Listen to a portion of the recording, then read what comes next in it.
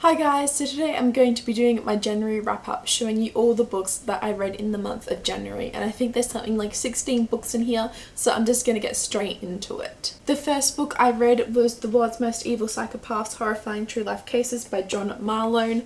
I liked this book. It was very quick and easy to read, and it told me all the little details about serial killers all over the world. It had about a couple of pages for each serial killer, and I really liked that. It was just something quick and easy to read. I rated this book 3 stars. Next, I had been on and off reading all throughout the month of December and a little bit through January, and I finally finished it January, and it is My True Love Gave to Me, and it's edited by Stephanie Perkins, and it features authors such as Holly Black, Ellie Carter, Rainbow Rowell, Stephanie Perkins, Laini Taylor, Kristen Wright, I absolutely loved this book. I thought it was fantastic, just a beautiful Christmassy romance story, and I would definitely recommend it if you're looking for something Christmassy and just really short and sweet. I have done a review on this one, so if you would like to check that out, you can just check my channel. I gave this book a 4 out of 5 star rating. And then I read Daughter of Smoke and Bone, which is a reread, Days of Blood and Starlight, and Dreams of Gods and Monsters, all by Laini Taylor. This is a YA fantasy series, and I'm sure you've heard of it. If not, I have done a review on them if you would like to check them out, but I really liked it. They are high fantasy though, and they did take some time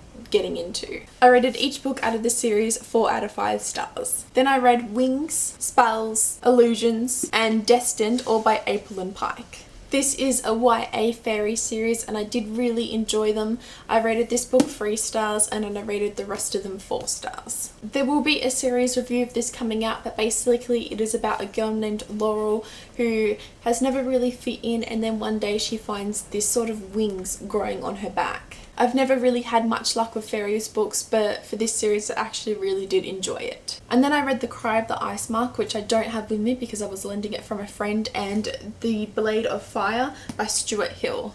These are the first 2 books in the Ice Mark Chronicles. They are a fantasy, I guess, war type book. I enjoyed them. I had some issues with them though, but I did like them, and I rated each book 3 stars. And then my brother's birthday is coming up, so I ordered from a website the Adventure Time volumes 1 and 2 because he really likes them and he's really into comic books. However, when I got them, I realized that the binding of them is kind of unbound, I guess, and it's coming apart. I don't know if you can see that, but I wasn't very happy about that, so I emailed the person I'd bought them from. It was Amazon, and Amazon kindly said that they would resend you ones and I could keep these, and so because I like Adventure Time, I decided that I would keep them for myself. I didn't want to give my brother these ones because of the spine, and I was worried that they would fall apart, but I like Adventure Time and I know that I can deal with them, and as they're not a birthday present for myself, I liked them.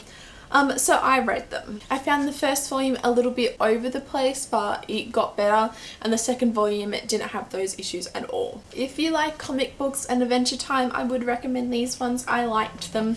They were just fun. They were really quick to get through, and I don't know, I just really like the little nerdiness and everything about them. I'm not sure if I will continue on getting them for myself, but hopefully my brother really likes them. I'm assuming he will. And then I read The Bane Chronicles by Cassandra Clare, Sarah Reese Brennan, and Maureen Johnson. And I have done a review on this, and it will be coming out on my channel shortly, but I loved this book. It features 11 short stories featuring around Magnus Bane, who is a character in the Mortal Instruments series and the Clockwork series by Cassandra Clare, and I have always loved Magnus Bane, and I absolutely loved this one. If you like Magnus Bane, or you want to hear more about the Shadowhunter kind of world that Cassandra Clare has created, I would definitely recommend giving this book a go. I rated this one 4 out of 5 stars. And then I received from Heidi Grant Egmont in exchange for an honest review The Flywheel by Erin Coe, and I read this one and I loved it. It is about a girl named Dell whose life is kind of hectic at the moment. Her father has gone overseas on holiday, and she's been left to run the cafe by herself. She's trying to do that while juggling school, and she's not having a good time at school. She's been teased because her school calls her Lezo and Dyke and everything because she likes girls, and she had a misunfortunate event with one of the popular girls. But her favourite distraction from all of this is Rosa, who is a girl that across the street from her dances every night. And Della has this bit of a crush on Rosa. This was an adorable YA coming of age story, and it was also set in Sydney, which I absolutely loved. It was also diverse. I definitely think we need more LGBTQ characters in YA books, and so I was super happy to find out this book, you know, was one of them. I have done a review on this and it will be coming out shortly, but I rated this book 4 out of 5 stars. And then I read my favourite read of the month, which I received from review again from Heidi Geraint Egmont in exchange for a honest review, and it was The Incredible Adventures of Cinnamon Girl by Melissa Gill. I cannot gush about how much I love this book. I just filmed a review on it, so hopefully it will be out soon. But it was amazing. It's about a girl named Alba who lives in this small rural town in Australia, and things are kind of hectic in her life at the moment. The end of the world is supposedly coming, and her rural town has been put on the map because apparently the only place that's going to survive this end of the world is this small rural town. And so all these doomsday preppers and everything have come to this town, so her life is thrown, you know, upside down by this. And her best friend from childhood has suddenly came back into her life, and her best friend for forever, Grady, is suddenly acting really weird and strange toward her.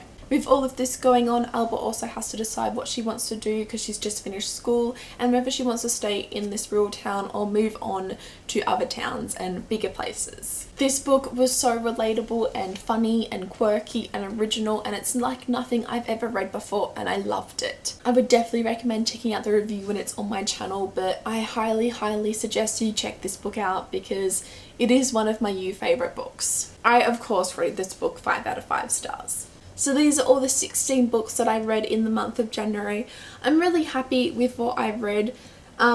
Yes, there were 2 kind of, I guess, comic books in here, but the Ice Mark series was really thick, and the Daughter Smoke and Bones series took me a while to get through, so I'm really happy with my progress this month. And in terms of ratings, I really liked every book. I have one new favourite book, so I think it was a really good reading month for me. I would love to know in the comments below what your favourite read of the month was. Mine, of course, was Incredible Adventures of Cinnamon Girl, if you couldn't have already guessed. And like this video if you liked it, and subscribe if you'd like to see more book related videos from me, and I'll see you next time. Okay, bye!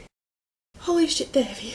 Oh no, what have I done? How do I fix this? Crap, I'm stuck. One bad thing about reading a lot of books is you can't pick them all up.